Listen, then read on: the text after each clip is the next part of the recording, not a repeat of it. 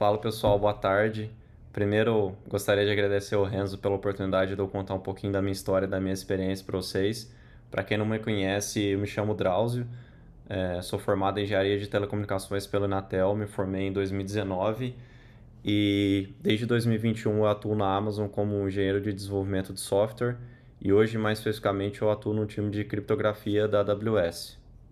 Só um adendo, tá, pessoal? Tudo que eu vou falar aqui, que eu vou comentar aqui é o meu ponto de vista, tá? Nenhuma hora eu tô falando sobre o ponto de vista da empresa, tá? Tudo que eu tô comentando aqui é o que eu acho, né? Minha visão. Antes de entrar no Inatel, na verdade, eu comecei fazendo engenharia de computação na Unifei. Fiquei algum tempo lá, por conta de vários motivos e mais especificamente da grade curricular. Tinha uma vontade muito grande de aprender mais coisas voltadas a hardware, eletrônica. Por conta disso, eu decidi transferir da Unifei para o Inatel, para o curso de engenharia de telecomunicações. Desde o comecinho da faculdade, eu fui sempre tentava participar de a maior quantidade possível de atividades extracurriculares, né? Então, desde que eu terminei meu primeiro período, eu comecei a atuar como monitor de circuitos. Depois eu entrei na equipe de maratona de programação, que foi, sem sombra de dúvidas, acho que a melhor decisão que eu fiz aí na faculdade. Além de ter me proporcionado um aprendizado absurdo para tudo que eu usei depois, na faculdade, também me ajudou muito no processo aqui da Amazon, no processo de entrevista que a gente tem. Eu vou contar um pouquinho mais aí depois sobre isso. Depois da equipe de maratona, eu também dei outras monitorias na época da faculdade, dei monitoria de sistemas digitais também. E depois eu acabei entrando na equipe de robótica. Fiquei bastante tempo na equipe de robótica também. E também foi uma das melhores coisas aí que eu fiz na faculdade, foi ter participado da equipe de robótica e ter ido para os campeonatos que a gente tinha, né? Durante o tempo que eu fiquei lá, consegui viajar para vários lugares, conheci muita gente, tem amigos aí da equipe até hoje de outras faculdades. E acabou que tive várias portas que se abriram por conta dessas amizades aí que eu fiz durante a época da equipe de robótica. Além de ter sido o primeiro passo que eu tive para minha jornada profissional, assim, né? É, Na época que eu estava na equipe de robótica, eu acabei recebendo a proposta para começar a fazer um estágio numa startup do Natel, na das coisas, por conta de alguns trabalhos que eu estava fazendo na equipe de robótica. Depois eu acabei virando sócio dessa startup e fiquei vários anos trabalhando nela até eu vir aqui para a Amazon. E como que são esses processos, né, para a gente entrar nessas big techs da vida, tanto Amazon, Facebook, Google, ou grande parte das empresas hoje, até que não são consideradas big techs, muitas delas estão adotando esse mesmo padrão aí de processo, né? Então, a primeira etapa é você conseguir que o recrutador olhe o seu currículo. Para isso, tem algumas maneiras. No meu caso, por exemplo, foi um recrutador que veio falar comigo pelo LinkedIn.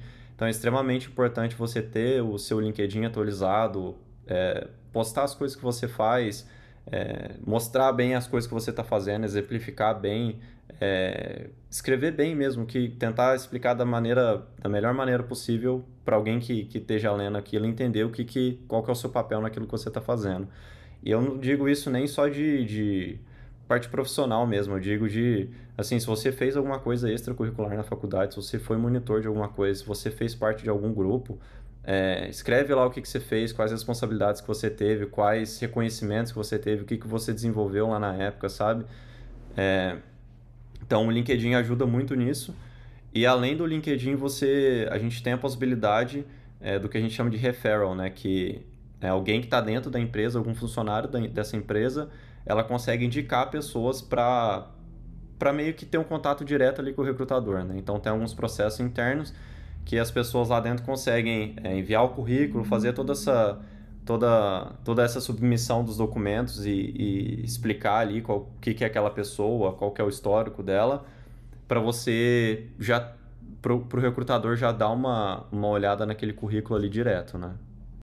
E ainda sobre a análise de currículo, por isso que é extremamente importante sempre fazer atividades extracurriculares, né? A gente tem essa falsa impressão que só trabalho, só coisas profissionais que agregam para o nosso currículo, né? Só que não é verdade.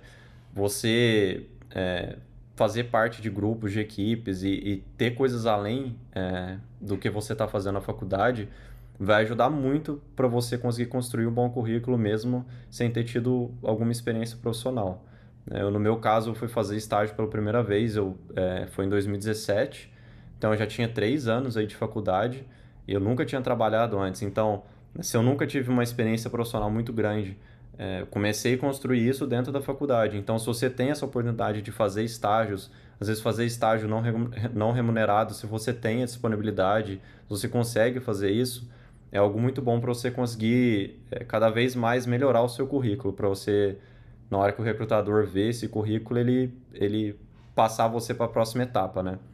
Porque aí na próxima etapa é o que a gente chama de Coding Challenge, que é a primeira é online, né? Então, você vai receber um link, você vai ter um site que você tem que resolver alguns problemas de programação e submeter esses problemas. Então é algo, vai depender só de você, ele não vai ter, você vai fazer isso sozinho. E é um processo bem comum dessas Big Techs ter essa primeira etapa online, para você mesmo ter mais liberdade de fazer sozinho, né? Porque depois que você passa dessa etapa online, você vai para a próxima que a gente chama de phone screen.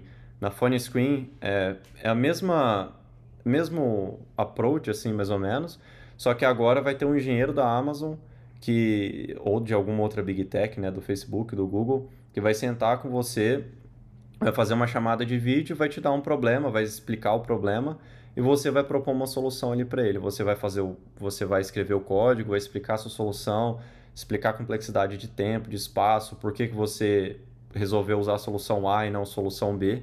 Então, nessa segunda etapa aí você já está com o engenheiro, você está explicando as coisas para ele. E depois que você passa dessa etapa, a gente vai para a última etapa, que é a on-site. Na on-site, que é a última etapa dessas entrevistas das Big Techs, normalmente ela é presencial, por isso que chama on-site, mas por conta da pandemia ela acabou virando virtual e eu acho que até hoje todas as Big Techs ainda estão utilizando ela de forma virtual mesmo. Nela, são basicamente 4 entrevistas, de 1 hora cada uma, e cada uma com um engenheiro da empresa, né? Cada uma com um engenheiro diferente da empresa. E durante essa etapa de 1 hora de cada uma, você vai ter meia hora, 40 minutos para falar, para resolver algum problema de código de novo. Às vezes é algum problema de lógica, às vezes problema de código, às vezes problema de arquitetura. E a outra, os 30 minutos ou 20 minutos, você vai comentar de alguma experiência que você teve. E aí que está, além do currículo, né, nessa etapa é mais importante ainda essa, isso que você construiu na sua época de faculdade ou na sua experiência profissional, né? Porque se você está na faculdade e não tem um histórico profissional grande, qual que é a maneira de você conseguir construir ali desafios e conseguir solucionar problemas e conseguir explicar isso para as pessoas, né? Como que você consegue ter esse histórico, construir toda essa história aí para você conseguir ter exemplos e conseguir conversar bem nessas entrevistas, né? É fazendo atividade extracurricular, não tem como, participar de grupo, participar de equipe, ser monitor, você consegue responder e argumentar sobre problemas que você teve, como que você solucionou esses problemas. É a única maneira que você consegue realmente, sem ter um histórico profissional. Para quem já tiver um histórico profissional é mais fácil ainda, porque se você está fazendo estágio, está atuando numa empresa, mesmo que você não seja formado ainda, isso ajuda muito, porque você vai ter ali, se ele te perguntar sobre alguma coisa, experiência profissional, como que você teve que lidar com algum problema, você tem um exemplo mais fácil ainda para você trazer. Senão, você precisa conseguir caçar nisso tudo que você teve durante a época da faculdade e conseguir trazer esses exemplos, né?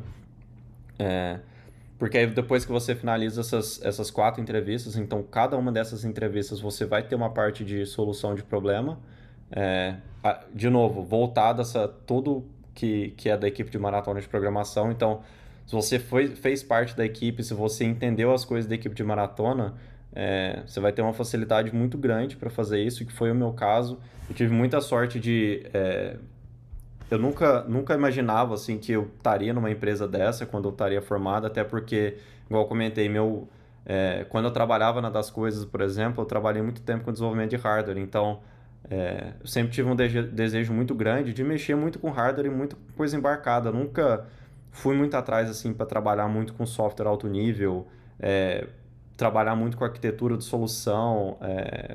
Então acabou que foi para um lado um pouco diferente, né, que eu imaginava assim na minha carreira. Mas por conta de eu ter feito parte da equipe de maratona, foi o que me deu essa base toda para quando eu precisei estudar, eu já ter todo o fundamento ali já muito forte por conta disso, né? E como que é trabalhar nessas big techs, né? Do time, por exemplo, quando eu entrei, que eu estava aí no Brasil, meu time era responsável por todo o fluxo de nota fiscal eletrônica da Amazon do mundo todo, tirando, acho que Estados Unidos e Canadá. Na época a gente tinha vários países ali que a gente tomava conta e é muito massa, assim, porque tudo que você desenvolve é uma escala gigantesca, né? No nosso caso, se você fez compra em um país que tem o mecanismo de nota fiscal eletrônica, passava pelo nosso sistema.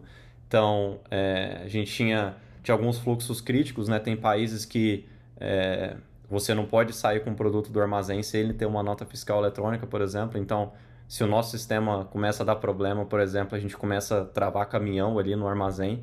Então, a gente tem todo o esquema de sobreaviso, tem pessoas que têm que ficar 24 horas disponíveis ali para cuidar do sistema, né? Tem todo esse mecanismo dentro da empresa. Então, o meu time do Brasil era mais ou menos isso que a gente fazia. O aprendizado é absurdo. Uma das coisas que eu acho mais importante, pelo menos do meu ponto de vista, de você estar numa empresa, né, fazendo qualquer tipo de trabalho, né, que aquele trabalho ele consiga é, te dar algum aprendizado, que você consiga crescer dentro desse trabalho. Não, nem digo crescer profissionalmente, de crescer de carreira lá dentro, né? Mas que esse trabalho esteja agregando assim para você, né? Que você realmente cada dia que você está fazendo alguma coisa, você está aprendendo alguma coisa diferente. Você é como uma escola mesmo, né? Você tem que tratar o seu trabalho como uma escola. Você está aprendendo todo dia, né? Então eu vejo que trabalhar numa empresa desse nível é, é muito massa isso, porque o nível de profissional que você está lidando no dia a dia são pessoas com 10, 15, 20 anos, sabe? Você tem ao mesmo tempo pessoas, igual quando eu entrei, que tinha uma experiência muito pouca, muito pequena assim no mercado de trabalho, ao mesmo tempo você tem pessoas no time que têm experiência de 12, 15, 20 anos ali dentro do mercado de trabalho, ou até mesmo na empresa. Tinha pessoas que trabalhavam no meu time ali que tinham 7, 8 anos de empresa, sabe? Então, e você vê que o tipo de profissional que está lá dentro são sempre pessoas que estão sempre buscando aprender e querendo ensinar as outras pessoas. Então, eu aprendia muito com o meu time do Brasil, aqui também aprendo muito no dia a dia com o pessoal. Você tem muita abertura para fazer coisas novas, para testar coisas novas. Cada time é muito independente, então cada time usa a sua tecnologia, sua metodologia de trabalho, sua linguagem de programação, os mecanismos que você acha que funciona melhor para o seu time, sabe? Então, é uma rotina de trabalho muito gratificante, né? Que você está cada dia fazendo coisas novas, né? E além do que, todas as soluções que você vai fazer, todos os problemas que você vai resolver, tem um volume, uma escala absurdo, né? Então, é, aí do Brasil mesmo, no time que eu tava, qualquer coisinha nova que a gente ia fazer ia passar por todo o fluxo de todos esses países, né? Então, qualquer mudança que você vai fazer, qualquer coisa, qualquer feature nova que você vai implementar, qualquer problema que você vai resolver, você tem que fazer uma análise muito crítica, entender tudo que você tá impactando, como que isso vai resolver o problema, o que isso vai gerar de problemas novos, né? E uma coisa que eu acho um diferencial assim da Amazon em si, que eu não conheço muito bem das outras empresas como que funcionam, mas da Amazon eu vejo que é um negócio muito massa que os engenheiros aqui dentro, eles têm um papel fim a fim ali do que você está trabalhando, do que você está desenvolvendo, né? Muitas empresas elas têm engenheiros específicos para cuidar de banco de dados, ou engenheiros específicos para cuidar de design, ou para fazer mexer com o produto, mexer com isso, mexer com a infraestrutura. Na Amazon, todo engenheiro de software tem que cuidar do seu produto fim a fim. Então, a partir do momento que você recebe uma demanda ali dentro, nossa, a gente precisa resolver esse problema. São os engenheiros que têm que desenhar a solução, apresentar essa solução para o time de produtos, o time de produto ver se aquela solução atende, depois quebrar essa solução para fazer a parte técnica da solução, trazer para o time, ver se o time está de acordo com isso, se o time aprova, se tem que mexer em tal coisa, se tem problemas, tem que resolver. Depois que você tem isso, que aí vocês vão começar a desenvolver as atividades, começar a atacar ali os problemas, e depois que você termina de desenvolver, você é o responsável por manter aquela solução viva, assim, né? No final das contas, você tem que manter aquela solução funcionando. Então, é o papel do time cuidar de todo esse mecanismo, né? Isso eu acho que é uma coisa que traz um aprendizado muito grande, assim, aqui na empresa. Antes de estar aqui na empresa, eu nunca tinha mexido com parte de infraestrutura como serviço, né? Então, mexer muito ali com o código que cria toda a parte de infraestrutura, depois tomar conta do seu serviço, sabe? Ficar de on-call, ficar de sobreaviso. Se der problema na madrugada, tem que ir acordar, resolver o problema. Se você não está conseguindo, tem que chamar outras pessoas do time para resolver. Então, eu acho que esse ambiente que as Big Techs têm, contando um pouco mais do meu conhecimento aqui sobre a Amazon, proporcionam um aprendizado gigantesco, sabe? E além disso, né, uma das coisas muito massa que tem nessas Big Techs também é as oportunidades que você consegue ter dentro da empresa, né? Então, se às vezes você não está contente na área que você está trabalhando, ou se você quer trabalhar em alguma área diferente, quer ter um aprendizado diferente, é relativamente fácil assim de você conseguir fazer transferências internas entre times, conhecer pessoas diferentes, trabalhar em coisas diferentes, né? E não só local, né? Como foi o meu caso, eu consegui fazer essa transferência internacional. Eu mudei de organização, né? Então, no Brasil, eu trabalhava na parte da loja ali, da Amazon.com. E aí eu consegui fazer uma transferência interna, mas aqui para os Estados Unidos, trabalhando no time da AWS, né? Então, são organizações diferentes no final das contas, né? E, e você ter essa oportunidade de fazer isso dentro da empresa é uma coisa muito massa, né? Porque você consegue estar cada vez mais aprendendo coisas novas, trabalhando em coisas diferentes, você nunca vai ficar estagnado, né? Então a empresa te dá essa oportunidade de fazer isso. Que eu acho que muita gente, eu vejo aí, tem vontade de morar fora, como era o meu caso, eu tinha uma vontade muito grande de morar fora, mais especificamente aqui nos Estados Unidos. E eu enxerguei como essas Big Techs é uma porta de entrada que você consegue, ao longo do tempo, fazer isso, né? Então, às vezes você vir por conta própria ou tentar conseguir o visto H1 aí, estando do Brasil e tentar participar da loteria para alguém fazer o sponsor do seu visto aqui e tentar correr atrás, às vezes é muito difícil. Então, quando você está numa empresa desse porte, que são essas Big Techs, e você tem a oportunidade de fazer essa transferência, né? É um caminho talvez muito mais fácil que você tem, não só para vir para os Estados Unidos, né? Eu vejo muita gente que vai para a Europa, muita gente indo para o Canadá. Você tem essa abertura muito, muito grande, assim, de ir para qualquer lugar, basicamente, onde a empresa tem alguma sede, né? Bom, pessoal, acho que isso era um pouquinho do que eu tinha para contar para vocês, né? Um pouco da minha trajetória, como que é o processo dessas Big Techs e como que é trabalhar numa empresa desse porte, né? Então, espero que vocês tenham aprendido um pouquinho aí comigo.